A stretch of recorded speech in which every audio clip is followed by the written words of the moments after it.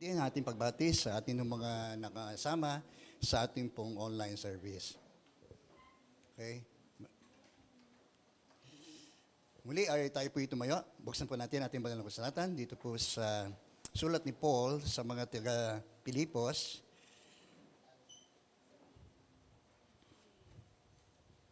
Dito po sa chapter 3, verse 12 to 16.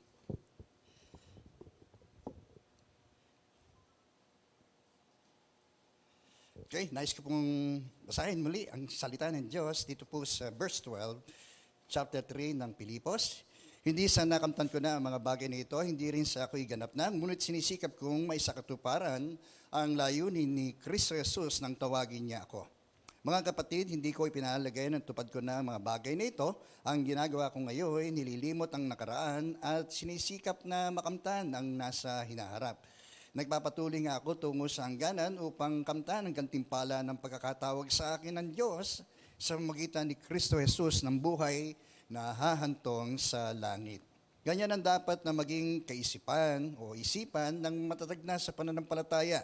Kung hindi ganito ay inyong paniniwala, ito'y ipapaunawa sa inyo ng Diyos. Ang kailangan lamang nating gawin ay ipagpatuloy natin ang ating mga natutunan. Okay, tayo po'y muli ay manalangin. Muli nagpapasalamat po kami sa kaloob niyong araw na ito na may tuturing din po namin espesyal, Panginoon, sapagkat kami po ay sama-sama nananambahan sa iyo sa lugar na ito, Panginoon. At ayaw mo ang aming puso ay maging handa sa mga sandali pong ito at kung meron man po kaming bahidungis o kasalanan ng Diyos na aming pong nagawa ay humihingi po kami ng tawad sa iyo, Panginoon. Nawa masumpungan po ninyo kaming nagtatapat sa umaga pong ito at wala po kaming hangad dili, Panginoon, sa aming pagpunta rito, Panginoon, kundi ikaw ay aming masamba, Panginoon. At salamat po, Panginoon. Patuloy po kayong mangusap sa magitan ng mga salita pong ito, Panginoon, at naway maging matabang lupa ang aming mga puso, Panginoon, upang ang mga binhing ito, Panginoon, ay tunay na tumubo, maguhay, Panginoon, at mag-ugat sa aming pong mga buhay. Kaya mo ang iyong pangalan ay madakila, Panginoon, minsan pa sa ngalan po ni Jesus na aming Panginoon at aming pong tagapagligtas, ito po ang aming pong panalangin. Amen, amen. Sige po, tayo po'y makakaupo na. Magandang umaga pong muli. Maganda ho ba umaga natin? Siyempre naman. Lalo kong gaganda yan kapag nakita niyo yung katabi niyo. Sige. Okay, nice pong magatan. Mensahe po ng Diyos sa umaga pong ito, winning the race, no? So sa ating paglalarawan, bilang mga mananampalataya, tayo po ay nilarawan sa marami pong mga bagay, no? Tulad na tayo po ay nilarawan bilang mga magsasaka.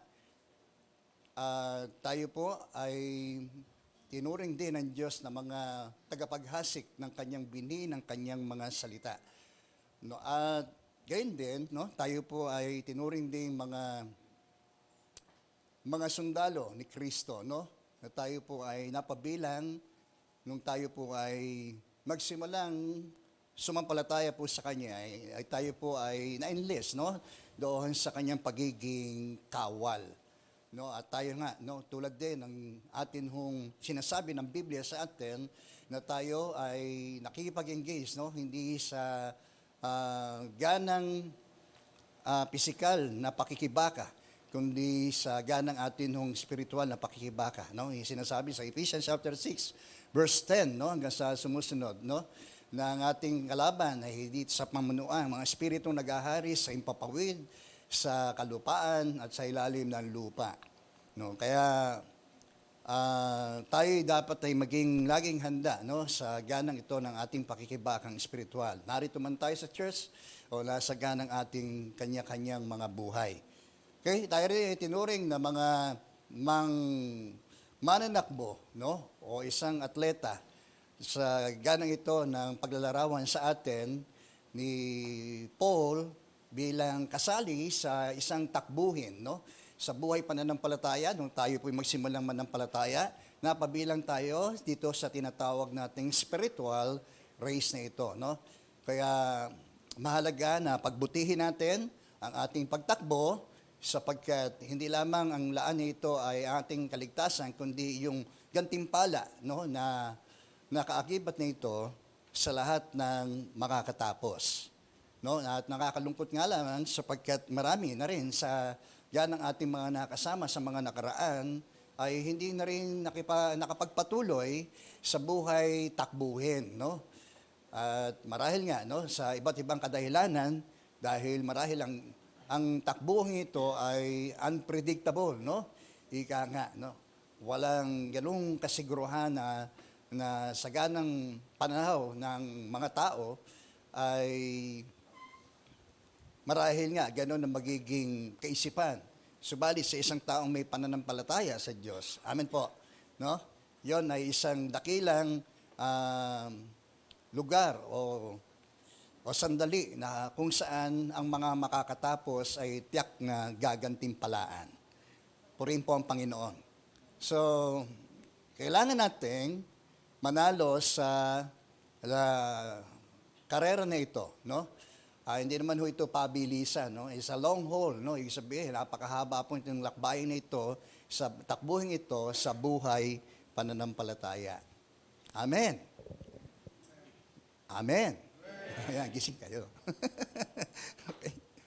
So si Paul, nakakita natin, ika nga dito sa chapter 3 ng kanyang sulat na ito sa mga taga-Pilipos, ay niyag niya, no? Yung tinatawag na yung spiritual biography ni Apostle Paul, no? Yung kanyang nakalipas, no? Nabanggit niya doon sa bandang unahan ng kabanatang ito, at gayon din yung kanyang kasalukuyan, at gayon din yung kanyang hinahangad para sa kanyang hinaharap na buhay spiritual. So, gayon pa man, no? Mahalaga na ang Diyos, na maunawaan natin, ang Diyos ay gumagawa para sa atin. Gumawa para sa atin. God work for us, no? Gumawa ang Diyos para sa atin. Ito ay may kinalaman po roon sa atin hong kaligtasan. Amen, no? So, yan ho tayo ang isang dahilan kung bakit ho tayo nagpapatuloy sa buhay pananampalataya. Yan ang sadyang ating motibasyon, no? Para tayo magpatuloy sa ating pagtagpo sa buhay pananampalataya. So, pangalawa, God work in us, no? Ito ho, ang Diyos ay gumagawa sa ating panloob, no? Ito no, may kinalaman po roon sa ginagawa ho ng Diyos sa aganang ating kasalukuyan, yung pong tinatawag na sanctification, no? Tayo po ay pinapaging banal ng Diyos, no? Kung sa nakaraan, tayo po ay pinawalang sala ng Diyos, bunga ng ating pananampalataya kay Kristo, sa kasalukuyan ang ginagawa ho ng Diyos sa atin, ay tayo ho ay kanyang pinapaging banal. So, we are in the process of sanctification. No? Hindi tayo perfecto, no? Pero doon ho ang gawain ng Diyos sa atin, mula roon sa loob, no? Patungo sa ating panlabas na buhay, ito ho ang ginagawa ho ng Diyos sa atin sa kasalukuyan. At sagana atin, kaya yung sinasabi yung pangatlo, yung pong God work through us, no? Ang Diyos ay gumagawa sa pamamagitan natin. Ito naman ay may kinalaman po sa ating pong service. Amen, no? Yung ating paglilingkod sa Diyos, no? At tayo po dapat na maging laan ang ating buhay, no? Lalo na sa ating paglilingkod sa ating Panginoon. At dito rin inugnay yung ating pagtakbo sa buhay pananampalataya. Kaya in the end, no, yung ating service, yung ating pagtakbong ito ay meron pong nakalaang mga pagpapala at gantimpala ho ng Diyos sa atin. Amen po? Sa lahat ng makakatapos. So sikapin ho natin makatapos. Kasi yung iba ay pagdating lang doon sa first lap ay bumibitaw na, nagkukwit na, no, sa buhay pagtakbo. So, iba't ibang mga dahilan, no? Kung yun nga, kung paano rin ang mga bansang Israel hindi ho nakapasok sa lupang pangako, no? Meron din naman, maaring sagana ng ating spiritual na buhay, may mga mananampalatayang maaring hindi rin, no? Makatapos at makapasok sa kaharian ng langit. Okay? Nagbibinata na si Pastor. Okay? Purihin po ang Panginoon. Palakpakan muna natin ng Panginoon. Glory be to God. So alam natin, kung babasahin natin ng talambuhay ng ating tagapagsalita na ito, yung sumulat na ito sa mga taga-Philippians, walang iba kundi si Apostol Pablo, okay? Siya ho ay may tuturing hong champion, no? Champion sa pananampalataya. Kaya yung huling sulat niya doon kay Timothy, no, na yung sinabi niya roon na alam niya na yung kanyang buhay ay matatapos na, no, na yung mga huling sandali na kung saan sinulat niya itong huling sulat niya kay Timoteo. Pero sasabi niya, with ignorance pa rin, na sinabi niya na natapos na niya ang dapat niyang takbuhin. No? Siya po ay nakipaglaban sa isang mabuting pakikipaglaban sa pananampalataya. Purihin po ang Panginoon. Amen. No? At yung kanyang pag-asa sa lahat ng mga bagay na ito, sa kanyang pagtatapos na yon, ay yung ang Diyos na siyang makatarungang hukom, ang siyang magpuputong sa kanya ng korona ng pagtatagumpay. No? Kundi yun na lang, laan na yun, hindi lamang doon sa katulad niya, no? Kundi sa lahat ng mga mananampalatayang nananabik sa kanyang muling pagparito. So sa ganang kanya, makikita natin doon na ang buhay niya ay talagang naging makabuluhan. Di ba? Kanya yung buhay spiritual ay naging makabuluhan. Bagamat siya ay dumaan, no? Katulad nito, nung kanyang sulatin nito, siya po'y nasa bilangguan nung kanyang isulat, ito hong sulat sa mga taga-Pilipos. No, isipin natin, kahit na doon sa mga ganong sitwasyon niya, ay patuloy pa rin siya, no, na nagsisikap na matapos niya yung gawain na ipinagkatiwala ng Diyos sa kanya. Ano ho yun? Yung ipangaral ang mabuting balita.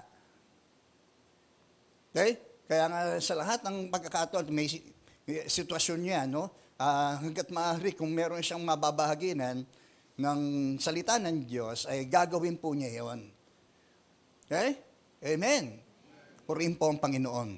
So, ano ba ang sikreto ng kanyang pagiging champion sa buhay pananampalataya? Ang pagiging pagtatapos niya sa larangan ng paglilingkod at ministeryo ay tunay na pinagpala.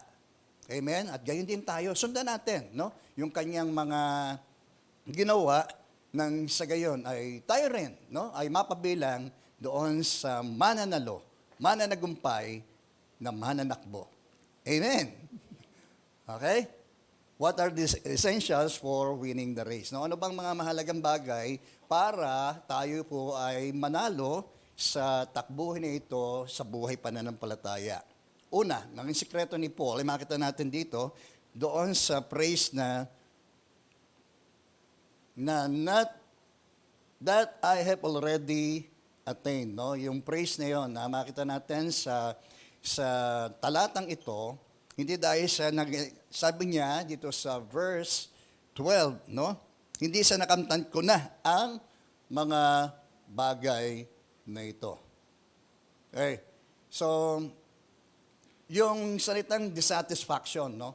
Hindi lang ito doon sa mga worldly pleasures, di ba? Hindi lang yung mga dating mga bagay na may sinasabi niya, na mga itinuring niyang kalugihan, makamtan lamang niya si Kristo.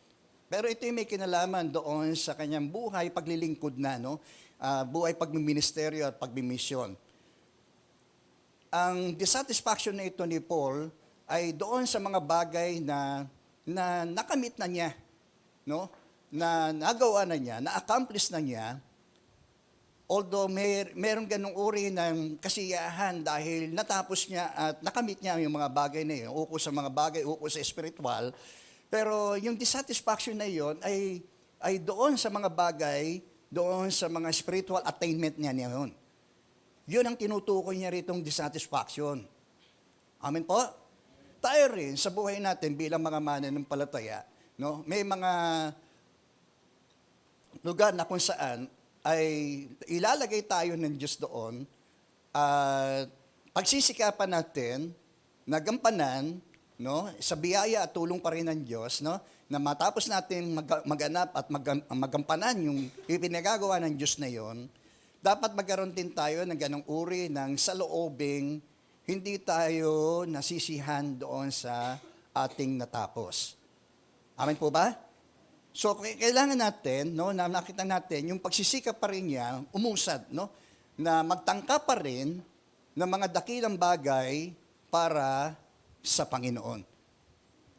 Okay? Gamitin ko yung sinabi ni Hudson, no, na sabi niya, accept great things from God. Okay? Tumanggap tayo ng mga dakilang bagay para sa Panginoon. Amen? Okay? At in the past, talaga naman, nung tayo magsimulang sumampalataya, talagang tayo'y tumanggap ng mga dakilang bagay mula sa Panginoon. No? We receive great things from God. Amen po ba? Yung mga spiritual riches natin. Di ba? Yan. Isa pa yung ating eternal security, no, na sadyang ibinigay sa atin ng Diyos, ang mga dakilang bagay nito na ibinigay ho ng Diyos sa atin. Okay? Pangalawa, yung sinabi niyang, attempt great things for God. No? Magtangka ka ng mga dakilang gawain para sa Panginoon. Amen? So, iyon. No? Dapat na ganun tayo. No? Kaya nga sinasabi ni Paul, ganito ang dapat maging kaisipan ng mga matatag na sa pananampalataya. Hindi siya nasasatisfy doon sa mga spiritual accomplishment niya, no? Kundi siya po ay naghahangad pa. Di ba? Hello? So, katulad ni Caleb, no? Nung gamitin ko na rin yung kanyang mga pangungusap na yun, sinasabi niya kay Joshua, na kaya pa niyang makipagdigma. Di po ba? Nakita natin, no? Na kahit yung doon sa kanyang edad na yon, na 85 years old, Joshua chapter 14, sinasabi niya ron, kaya ko pang magparito at magparoon. Kaya ko pang makipagbaka. No? Nahanda pa rin siya makipagbaka. So, marami na siya na-accomplish. No? Makita natin, si Caleb. No?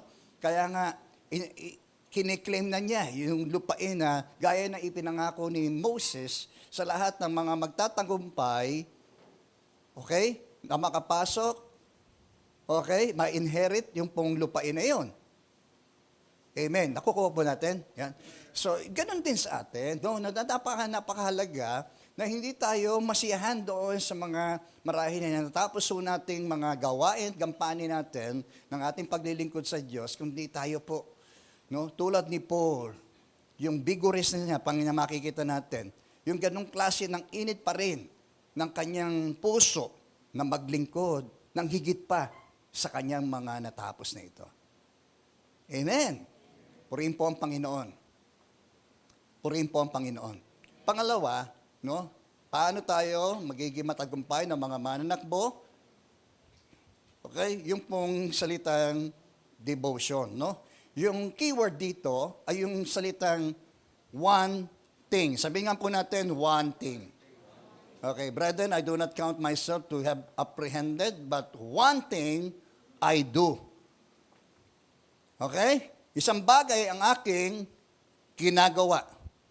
Sabi, forgetting those things which are behind and reaching forward to those things which are ahead. No? Kalimutan ang mga bagay sa nakaraan at abutin, no? Na may pasulong ang mga bagay din naman na nakalaan sa darating, sa unahan. Amen. Glory be to God. So, one thing, itong pangungusap din ito ay sinabi rin ng ating Panginoon Kristo doon sa binatang mayaman. Di po ba? Yung tingin sa kanyang sarili ay very self-righteous siya, no? Dahil sinasabi, ano ba sinasabi sa kautusan? No, huwag kang papatay, huwag kang mga ngalunya, ibigin mo yung mga magulang, galang mo yung mga magulang. Sabi, ginagawa ko na po yan mula pagkabata. Ano pa po? Di po ba? Ang sabi ni Jesus sa kanya, one thing, isa pa ang kulang sa iyo para maging ganap ka sa paghahari ng Diyos. Tipunin mo ang lahat yung kayamanan at ipamahagi mo sa mga duka at ikaw ay magkakaroon o masusumpungan mo ang iyong hinahanap, yung buhay na walang hanggan na yon. Amen. Diyan po tayo. Nalungkot yung mayaman. Sabi, bumagsak yung kanyang mukha dahil labis siya sa kayamanan. No? Ibig sabihin, no, mas mahalaga sa kanyang kayamanan kaysa doon sa kanyang higit na pinakahanap-hanap na yon. Okay? Kaya nga, almost saved but lost, di po ba? Maliligtas sana siya, pero tumanggi siya eh. Okay? So, ang sinasabi yung pangpunto roon ng ating Panginoon sa Kristo, one thing, para ikaw ay maligtas. Amen po ba? And that's the greatest commandment of God. Ano po yun? Ibigin mo ang Panginoon mong Diyos ng buong puso, buong kaluluwa, pag-iisip, at buong kalakasan. That's the greatest commandment. Amen po ba? At dito rin nakapaloob, ukol doon sa pananampalataya ng taong yun sa personality ni Jesus Christ. Sapagkat si Jesus ang daan ng katotohanan ng buhay. Amen po ba? He came to the right person, di po ba? Lumapit siya sa tamang tao eh. Di po ba? Lumapit din siya sa taong makapagbibigay sa kanya nung kanyang hinahanap na yon. Yung ano po yun? Yung buhay na walang hanggan. Pero later on, tinanggihan niya yon. Later on, natuklasan pa na wala siyang pakikipagkapwa sa kanyang kapwa eh. Bakit? Hello, amin po ba? Hindi niya kayang ibigay. No, i-let go. No? Yung kanyang kayamanan na yun, alang-alang sa kanyang kapwa. Pero noon na, pinagmamalaki niya. Lahat ng mga bagay uko sa kapwa ay ginagawa po niya yun. Amen. Diyan po tayo. Pangalawa, no?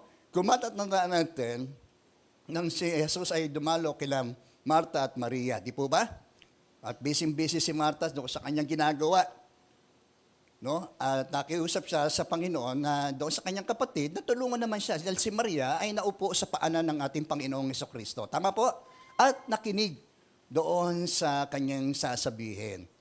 At alam natin, ang naging aligaga, ito si Marta, at siya ay nirebuke ni Jesus ukol sa kanyang sinasabi niya, Marta, Marta, naliligalig ka sa maraming mga bagay, tingnan nyo ha, sa maraming mga bagay, ngunit pinili ni Maria ang higit na mahalaga. One thing, Mary, no? Yun yung sinasabi ni Jesus eh. Isang bagay ang mahalagang pinili ni Maria. At yun ay hindi alisin sa kanya. Amen. Di ba? One thing. Tayo, busy-busy tayo sa maraming bagay, di po ba? Pero in the very one thing na yun, ano yan? Yung fellowship natin kay Lord. Amen po ba? Madalas ay atin hong nakakalimutan. Okay? Amen. So itong one thing din ito ay binanggit, no? Nung bulag, no, kung makikita natin, no, na nung habang siya iniimbestigahan, ukol doon sa kung paano siya gumaling, doon sa John chapter 9, nung paano siya nakakita muli, kasi siya po ay bulag, no? At siya pinagaling ng ating Panginoon sa Kristo. Amen po ba? At nung siya iniimbestigahan, itong pangungusap din ito ang kanyang nasabi. Hindi niya kilala kung sino yun. Kung sino ang nagpagaling sa kanya. Sabi, one thing I know. Pinagaling niya ako. Hindi ko siya kilala, pero one thing, sabi, one thing I know. Pinagaling niya ako. Purihin po ang Panginoon. Amen.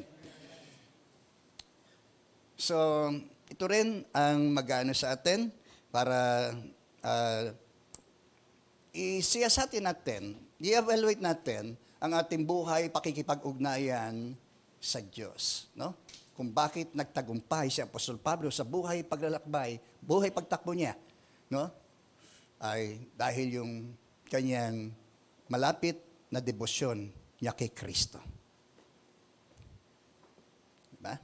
Ganon siya ka-devoted kay Christ. Di po ba? Kaya nga sinasabi niya, ang buhay ay, di ba? Ay buhay kay Kristo, ang mamatay ay para kay Kristo, kapakinabangan. Di ba? Kung ako may nabubuhay ako para sa Panginoon. At kung ako may namamatay ako para sa Panginoon. Okay? Amen. Glory be to God. Tayo po'y palapakan natin ng Panginoon. Di ba? Kaya tulad ng ating inaawit, the one thing I desire. Di po ba?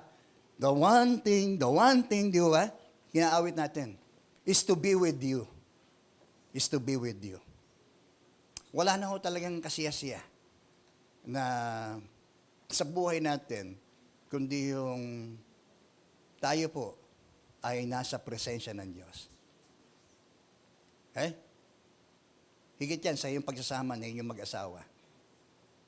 O na yung mga malapit na tao sa iyo. Okay? That one thing I desire. Sana ganun din tayo. No? Yun din yung sinabi doon sa Awit 27 verse 4. No? The one thing I desire is to be with you, O Lord. Glory be to God. Devotion. Napakahalaga ho niyan. Pangatlo, so brethren, dito po sa verse 13, brethren, I do not count myself to have apprehended, but one thing I do, forgetting those things which are behind, and reaching forward. So yung keywords po natin dito ay yung reaching forward, no? So it implies, no, yung direction. Di po ba? Mahalaga na meron tayo, habang tayo tumatakbo, hindi tayo, tulad ng sinasabi ni Paul, na sumusuntok siya sa hangin. Okay? Ibig sabihin, hindi siya basta tumutungo sa isang iba-ibang mga direksyon, kundi meron siyang focus doon sa direksyon kanyang tinatakbo. Okay? So, alam niyo, sa buhay pagtakbo, maraming mga signpost, di po ba? Na yung mga signpost na yan sa buhay nating spiritual ay bilang tanda, makikita natin na ang dahilan niya maaring maganda yung bungad ng daan, subalit ito ang maaring magligaw sa atin. Okay? Amen. So may mga tinig din tayong mga napapakinggan sa araw-araw ng buhay natin. Tinig ng mga taong nasa sanlibutan, no? Na kung saan ay maaring nakapanghihikayat doon sa mga pangungusap na iyon at tayo ay maimpluwensyahan ng mga katwiran, filosofiya at mga kalakaran ng buhay at pamumuhay ng mga taong nakakasama natin. At mawala tayo sa maliwanag na direksyong tinatahak ko natin. Posible ba yan? Posible, Pastor. Di po ba? Kung naalala niyo si Demas, no? Si Demas ay isa sa mga masugid ding mga nakasama ni Paul sa kanyang misyonaryong paglalakbay. No? Pinupuri pa nga niya ito dahil doon sa effectiveness dito pong si Demas nung ito'y kanyang kasakasama. Pero pagdating doon sa 2 Timothy chapter 4, no, nabanggit niya doon sa kanyang mga huling tagubilin na itong si Demas ay iniwan na siya. Ang kadahilanan ay nahumaling ito doon sa mga bagay sa sanlibutan. Naakit ito ng mga bagay doon sa sanlibutan. So, isa yan sa mga aring magiging mga tag-akay natin, no? Kaya nga sinasabi ni Juan doon sa kanyang sulat, doon sa unang 1, chapter 2, verse 15, no? Huwag nating ibigin ang sa sanlibutan. Sapagkat ang mga nasa sanlibutan, yung mga nakapupukaw sa paningin at nakakahikayat sa pita ng laman, no? At ang kapalaluan sa buhay ay hindi nagmumula sa Ama, kundi sa sanlibutan. No, hindi rin sinabi ni Paul doon sa Romans chapter 12 verse 2, di po ba? Magbago na kayo ng isip at diwa. Huwag na kayong umayon sa takbo ng sanlibutang ito. Amin po ba? Kaya yun din ang sinasabi ni Kristo na pumasok kayo doon sa makipot na pintuan. Kasi kukunti lang ang mga naroon nakasusumpong, pero yung dulo naman noon ay buhay. Samantalang, malapad at malawak. At ito ang dinaraanan ng marami. Yan kasi ang gusto ng maraming mga taong nakapaligid sa atin. No? Yung maging malaya. No? Sa ano man maaring ilang gawin. Di ba? Kaya nga sila umaanib doon sa pananampalatayang nakikipagkompromiso. Okay? Amen. So tayo, meron tayong, napabilang tayo sa isang kaharian, kahirang hindi nakikita, amin po ba, na kung saan ay tayo po napabilang dito nung tayo po ay sumampalataya sa ating Panginoon Kristo. At bilang siya ay Panginoon natin din, no, siya po ang nag-aatas ng mga batas, tuntunin, polisiya sa kaharian ng Diyos. Amen po ba? At ito ang dapat nating sinusunod. At ang mga pamantayan at mga katwiran at batas ng kaharian ng Diyos ay salungat sa pamantayan, batas ng sanlibutan ito. Amen po, andiyan po tayo. Kaya doon tayo, hinihimok na bilang mga Kristiyano, bilang kanyang mga tinawag, doon tayo dapat na tumatakbo. Hindi doon sa iba't ibang mga direksyon. Wrong turn ho yun. Di ba? O isipin na natin, para sa mata natin ay right turn. Di po ba? O nga naman. Pero hindi natin namamalayan na kung ano ang ginagawa at katwiran, kaisipan at kalakaran ng pamumuhay ng mga tao sa sanlibutan, gano'n na rin ang maraming mga Kristiyano. Kaya hindi makilala kung sino tayo eh.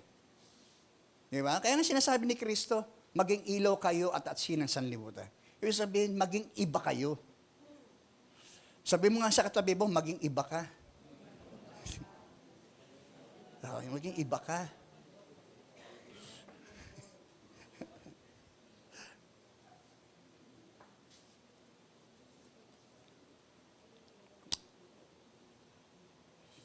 Okay? Reaching forward. Amen po ba?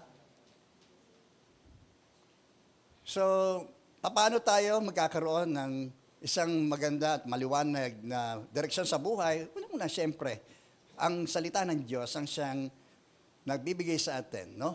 Ng manual, ng buhay ho natin para tayo magkaroon ng isang mabuting direksyon sa buhay. Di po ba? Amen po? Yan. Kung gusto mong ikaw ay tumino, umayos ang iyong buhay mula sa pagkakabaluktot, di po ba, dahil sa kasalanan, basahin natin ang salita ng Diyos.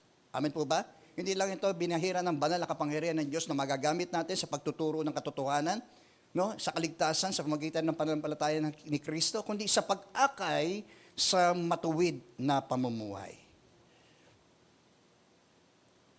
Purihin po ang Panginoon. Reaching forward, di po ba? Doon lang tayo. Kung tayong anong panghihikayat na maging para tayong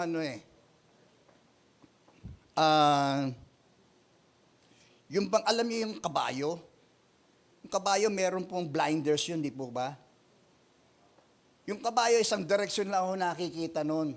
Amen po ba? Kung saan mo ipihit yun, yun ang direksyon nakikita niya. Wala nang sightseeing. Di po ba? Kasi nga may blinders eh. Di po ba? Naway matulad din tayo doon. We are not blinded, no? Doon sa mga bagay ukos sa Diyos. Kasi doon tayo nakapokus eh. Amen po ba? Kundi blinded tayo doon sa mga panghihikayat, no? Sa mga tinig, mga kalakaran ng mga taong nasa sanlibutan. Kaya si Paul no? Hello? Diyan po tayo? Okay. So, meron siyang ganung single-minded, no? Single mind, no? Nandoon lang siya nakatuon ang kanyang isip. Kaya meron siyang mabuti at maliwanag na direksyon sa kanyang pagtakbo. Purihin po ang Panginoon. Glory be to God. Amen.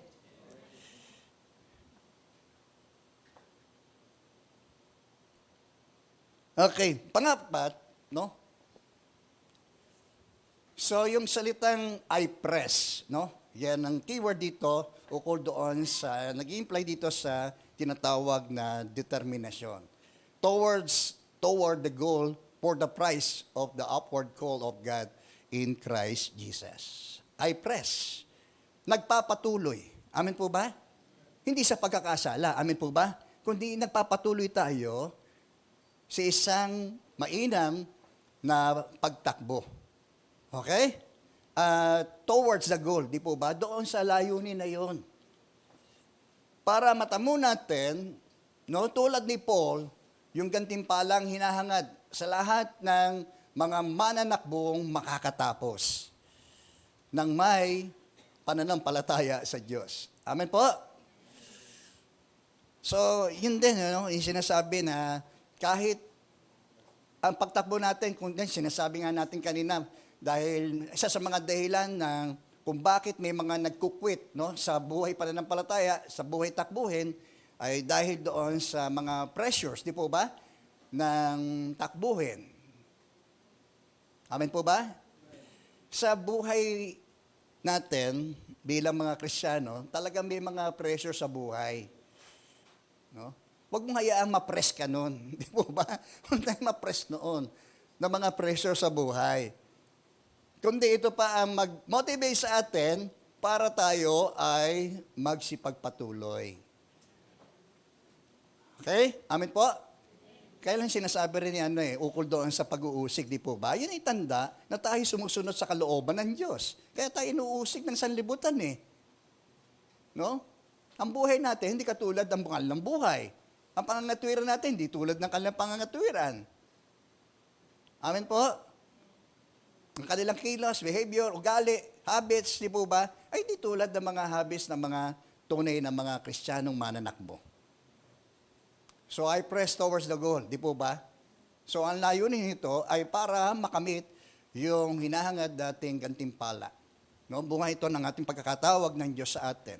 Tinawag tayo ng Diyos hindi lamang para maligtas, kundi tinawag tayo ng Diyos para maglingkod sa Kanya. Amen po ba? At magamit tayo. Sa pamagitan natin ay naging daluyan tayo ng pagpapala ng ito ng Diyos sa atin. Magyayari yun kung determinado tayong tapusin ang ating nasimulan. Di ba? Kaya nga mahalaga sa pagtakbo ay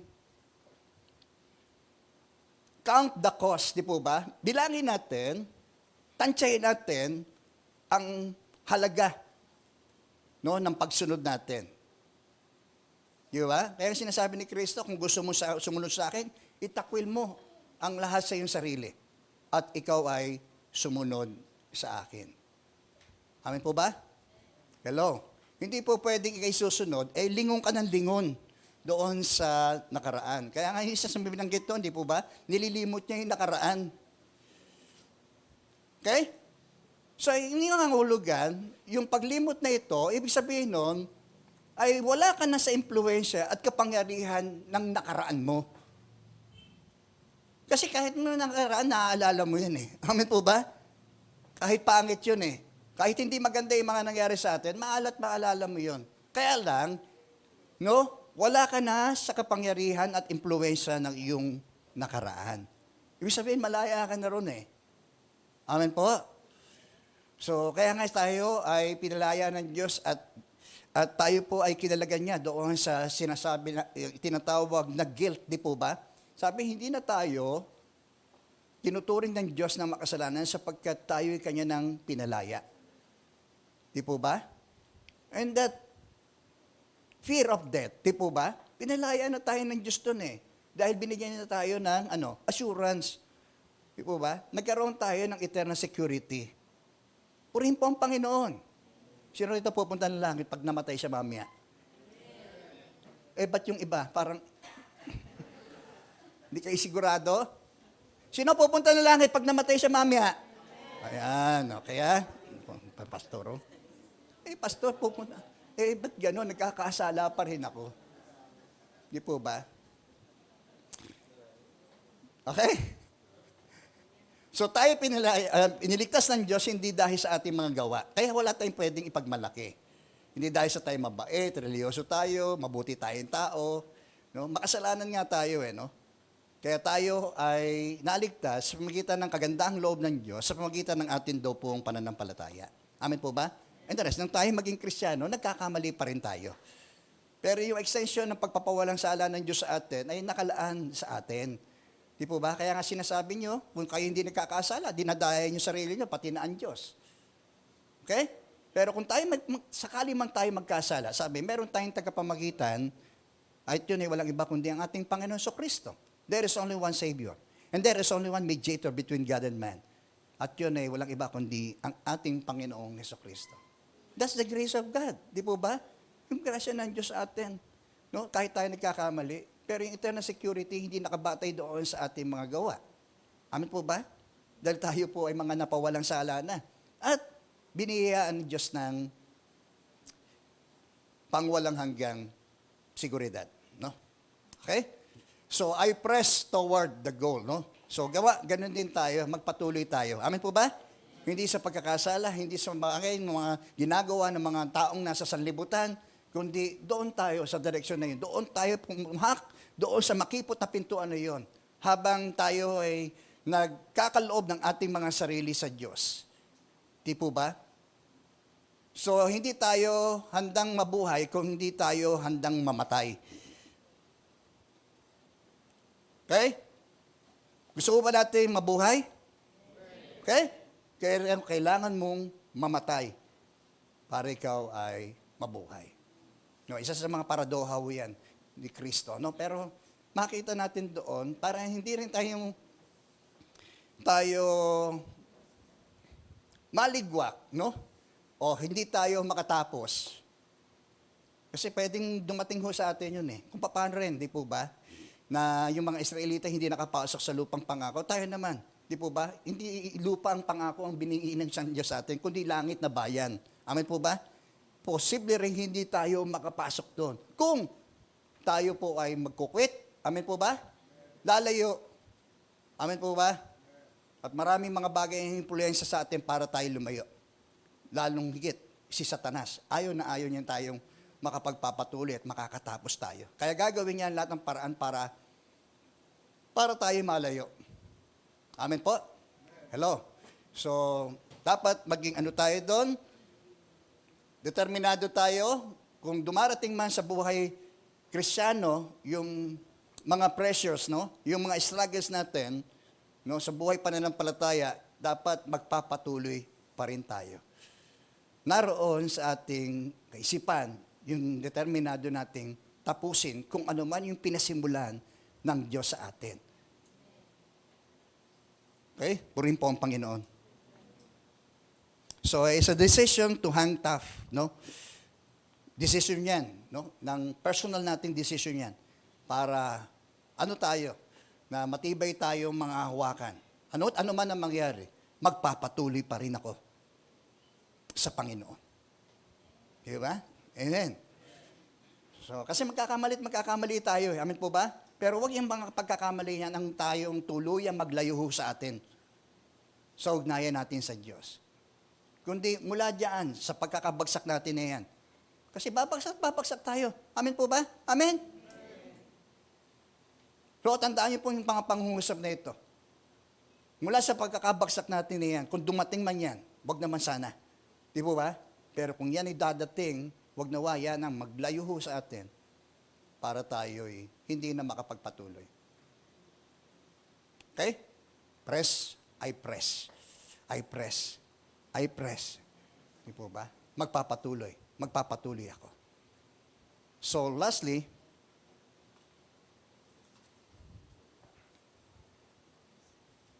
so therefore, let us, as many as are mature, sabi rito, have this mind, and if anything you think otherwise, God will reveal even this to you. Nevertheless, to the degree that we have already attained, o yan, itong panguhusan, itong praise na ito, let us walk by the same rule. Let us be of the same mind. Okay? So, bawat paligsahan, may mga tuntunin ho yan, no? Na dapat sundin. So, wag nating hayaan, okay, na tayo ho ay mandaya. Di po ba? Sa basketball team, di po ba? Sa mga liga ng basketball, may mga age limit lamang yan. Di po ba? Na kung saan na acceptable doon sa laro. Di ba? Pero kung ikaw ay minor, siguro kung gano'n, hindi ka po pwede. Pero iba ay marami nang dadaya, no? Ibang edad ang sinasubmit doon sa birth certificate para maging kalahok, no, ng isang paligsahan. No, at maaari siyang mag-champion. Amen? Maging matagumpay siya, di ba? Sa makasanubutang paraan. Amen po ba? O ilagay naman natin sa ating buhay spiritual, no? Gayun din. Huwag tayong pumasok o maaring magtagumpay tayo sa ating pinasok pero may kahalong pandaraya. Okay? Tulad ng isang nangyari sa isang atletang si Thorpe, no? Kung matatandaan ko po 'yon, no? Na talagang naging champion siya doon sa larangan ng sports na 'yon, no? Yung triathlon, saka yung hindi ko na mabanggit yung yung pentathlon, no? Kung naalala ko lang. Naging champion siya roon. Naka-receive siya ng trophy at reward, no? Dahil nagtagumpay siya. Pero merong natuklasan sa kanya na hindi pala sa karapat-dapat na nakilahok doon sa paligsahan na iyon dahil meron siyang ibang sinalihang professional na sport din, no? Na iyon ang naglilimita doon sa pagiging karapat-dapat niya na makilahok doon sa sport na iyon. Kaya ano nangyari? Binawi yung trophy niya. Okay? Ano pa ang nawala sa kanya? Yung record breaking niya dahil doon sa kanyang pagkakapanalo. Di ba? Binawi yun sa kanya. Kaya yun ang sinasabi ni Paul Di ba? Baka pagkatapos kong mangaral, ako ay ma-disqualify. Di po ba? Ako naman ay itakwil. Kaya anong ginagawa niya? Dinidisiplina niya yung kanyang sarili. Sabi dito sa 1 Corinthians, sige nga po, basahin natin. Sa chapter 9, verse 24 to 27. Okay, kung gusto niyo pong tingnan, ay buksan natin ating banal na kasulatan dito po sa 1 Corinthians chapter 9 verse 24 at ito po ang sinasabi ng salita ng Diyos. Alam niyo na mga kasali sa takbuhan, ay tumatakbong lahat. Tumatakbo ba tayo? Okay. Ngunit, no, alam niyo kasi sa isang liga katulad nung mga panahon ni Apostol Pablo, bago ka maging kalahok sa isang paligsahan, kailangan ikaw ay isang mamamayan. Okay? Amen po. Kaya nga ho tayo ay kalahok ng takbuhang espiritual na ito dahil tayo po ay mamamayan ng langit. Amen po? Kaya isa yun sa mga requirements, di ba? Kailangan tayo po ay citizen. Kaya sabi rito, tumatakbong lahat, ngunit isa lamang ang nagkakamit ng gantimpala. Kaya, ano ang kanyang paghimok? Pagbutihin ninyo ang pagtakbo upang kamtan ninyo ang gantimpala. Isa rin ang nangungusap dito. Lahat ang malalarong nagsasanay ay nagpipigil sa sarili. So, practice self-control. Amen po. So, sa ganang ating sarili, hindi natin kaya. Kaya nga kailangan natin ng Espiritu Santo. Amen po. Na sumasa atin, sa kanyang kagandahang loob at kapangyarihan, ay nagagawa nating magpigil sa sarili. Kaya nga sabi, be filled by the Holy Spirit. No? Mapuspos kayong lagi ng Espiritu Santo. No, gawin yung patnubay sa inyong buhay ang Espiritu Santo nang hindi nyo magawa ang anumang dikta o gawa ng laman sa inyong buhay. Amen. Galatians chapter 5. Banggit po ni Paul doon na gawin nating patnubay ang Espiritu Santo sapagkat ang Espiritu Santo is sa mga kanyang bunga ay yung pong tinatawag na pagpipigil sa sarili. Amen. Hindi po tayo. Okay? So lahat, no? So kailangan tayo makipag-cooperate, no? Para magawa natin. Dati hindi natin magawa. Gusto kong bumait pero di ko magawa. Talagang hindi natin magagawa. Pero ngayon, di po ba? Dahil sa Espiritu Santo, meron tayong kapangyarihang magawa yung nilalayo ng Diyos para sa atin. Okay? Amen. So lahat ng malalaman ng sarili, pipigil sa sarili sa lahat ng bagay upang magkamit ng isang putong na panandalian lamang. Ngunit ang putong na hinahangad natin ay panghabang panahon. Kaya ako'y tumatakbo. Patungo, tingin niyo po patungo sa tiyak na hangganan at hindi ako sumusuntok sa hangin. Pinahirapan ko ang aking katawan at sinusupi lang sarili, baka pagkatapos kong mangaral, sa iba ay ako naman ang itakwil. So, huwag tayong ma-disqualify later on. Amen po ba? Maaring tayo maligtas, pero yung reward na nauukol para sa atin, hindi natin matanggap. Kapag tayo humarap sa hukuman ni Kristo, okay? Sabi, para tayo nagdaan sa apoy. Maliligtas tayo, pero parang nagdaan sa apoy. Nabaliwala na sana yung reward na nauukol para sa atin, dahil sa ating pagtakbong mainam, amen po ba? Pero may halong makalaman. Ang Diyos ang nakakakita ng lahat ng layunin ng puso ng tao. Ihahayag ng apoy na siyang susubok sa layunin ng lahat ng mga mananakbo. Kung siya'y tatanggap ng reward o masusunog lang ito. Okay? Amen. Ganun pala, Pastor. Maliligtas naman pala ako eh. Di ba? Huwag ganun natin maging katwiran. Okay? Practice self-control. Amen po. Amen. Kaya nga sinasabi, manalangin tayo sa pamamagitan ng Espiritu Santo. Amen po ba?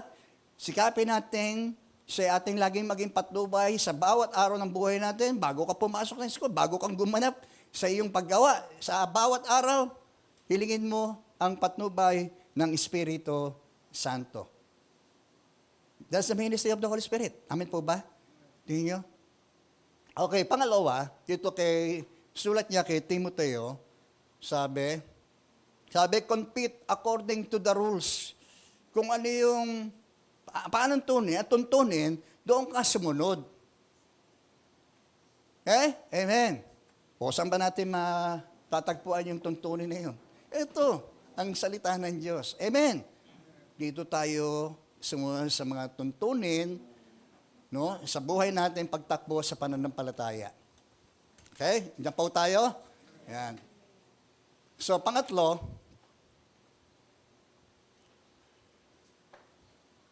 receiving the prize of those who obeyed the rules, di po ba?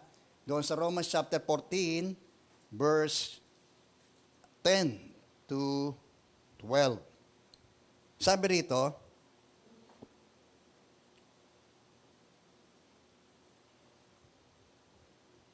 ikaw, bakit mo hinatulan ng iyong kapatid? At ikaw, bakit mo naman hinahamak ang iyong kapatid?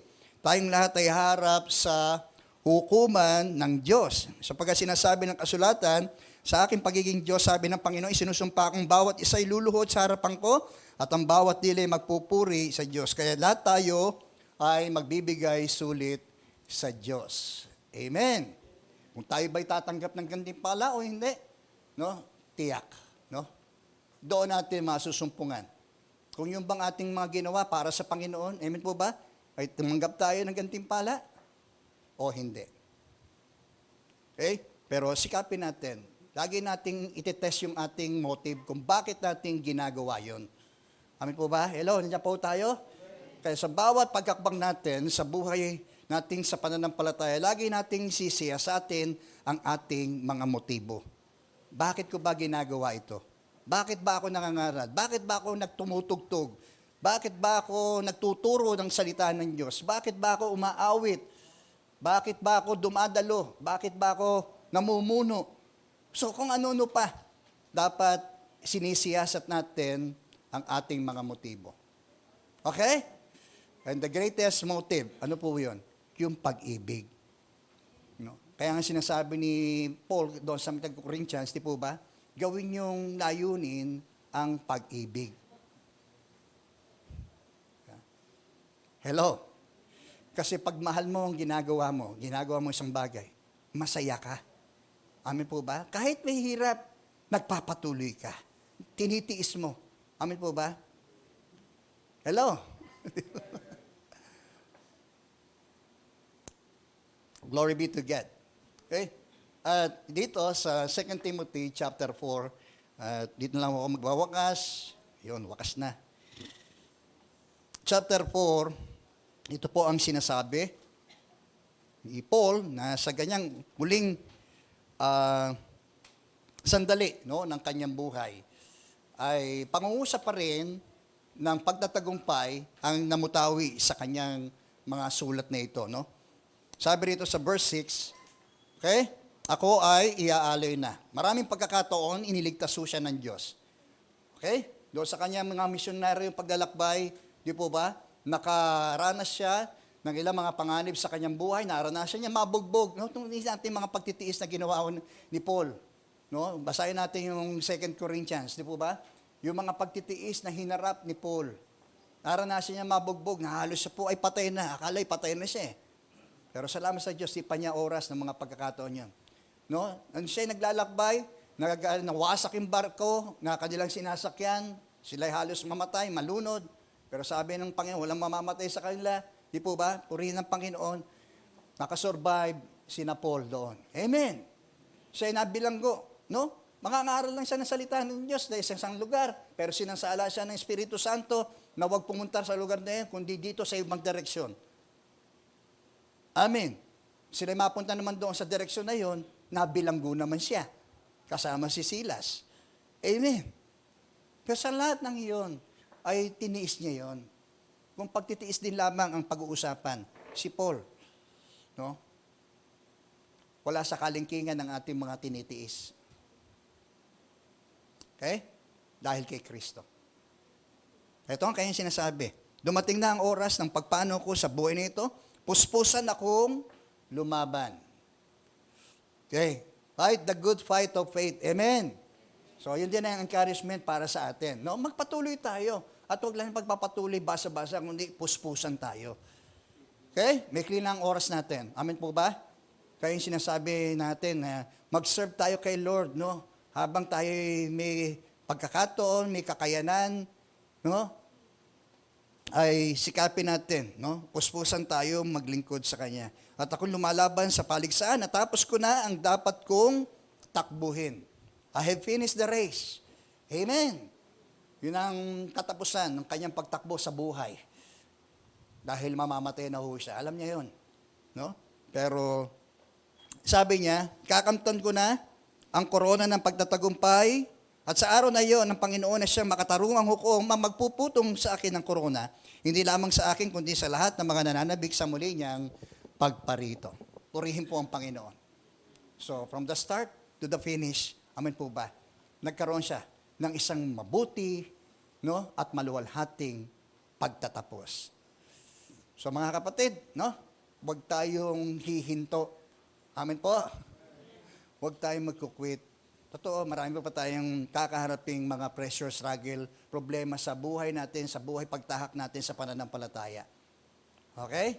Pero gamitin natin ang lahat ng yon para maging determined pa tayo lalo, no, upang gawin pa rin ang pinagagawa ho ng Diyos sa atin. Amen? Okay? Tayo po'y manalangin. Hallelujah. Dakilang Diyos, muli po kami nagpapasalamat sa mabiyayang mga salita pong ito ninyo sa amin.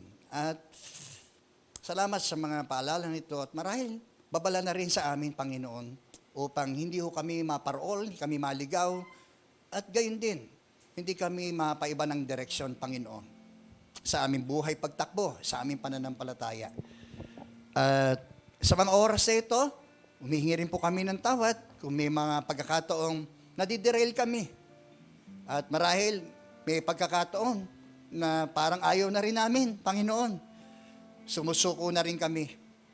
Subalit salamat sa iyong biyaya, Panginoon. Patuloy po kayo nagpapaalala sa amin na kung meron man kaming dapat gawin, ay kami dapat magpatuloy. Panginoon, kahit na nga po ba kayo, pwede naman po ninyong hindi ituloy, Panginoon, ang yung kamatayan sa krus na harapin. Pwede po yun. Pero pinili po ninyo na harapin ang dakilang misyon mo niyo, Panginoon, para sa aming mga makasalanan. Nagpatuloy ka sa kabila ng hirap na iyong babatahin. Ang saro ng paghihirap at pagdurusang ito, Panginoon, ayaw pong hinarap alang-alang sa amin, Panginoon. Kaya naman, kami rin ay nagpapasya, Panginoon, na ialay ang aming buhay patuloy sa iyo bilang handog na buhay, banal at nakalulugod sa iyo, Panginoon. Hayaan po ninyong ang aming buhay, Panginoon, ay lagi po namin i-devote sa iyo, Panginoon. Magkaroon kami ng ganong uri ng kaisipan ni Pablo. Yung pong kaisahan ng isip na ito, Panginoon, na ilagak, ibigay ang aming buhay para sa iyo. Marami pong salamat, Panginoon. Ikaw, kaibigan, sa tanang iyong buhay, hindi mo alam, kapag kinuha ng Diyos ang iyong buhay, hindi mo alam kung saan katutungo. Ito ang sandali para matanggap mo ang kagandahang loob ng Diyos ng kanyang pagliligtas. Si Jesus ay namatay alang-alang sa atin upang tayo po ay magtamo ng buhay na walang hanggan. Kung yan ang nais mo sa umagang ito, bakit hindi ka manalangin sa iyong kinalalagyan? Sabihin mo ang panalangin ito, Panginoong Jesus, lumalapit po ako sa iyo bilang isang makasalanan. Patawarin mo po ako sa lahat ng aking mga nagawang kasalanan. Panginoong Jesus, sumasampalataya ako na ikaw ay namatay alang-alang po sa aking mga kasalanan. Binayaran po ninyo ang aking mga kasalanan. Sumasampalataya rin ako, Panginoon, na ikaw ay muling nabuhay mula sa mga patay upang ako ay magkaroon ng pag-asa sa buhay na walang hanggan. Tinatanggap ko po yun, na may pananampalataya, Panginoon. Ikaw na ang aking maging Panginoon at aking tagapagligtas sa aking puso, Panginoon. Maghari po kayo. Salamat po sa pangalan ni Jesus. Lord, sa oras na ito, sa iyo po namin pinagkakatiwala ang mga sandali pong ito at pinupuri ka namin, dinedakila ka namin sa pangalan ni Jesus. Amen.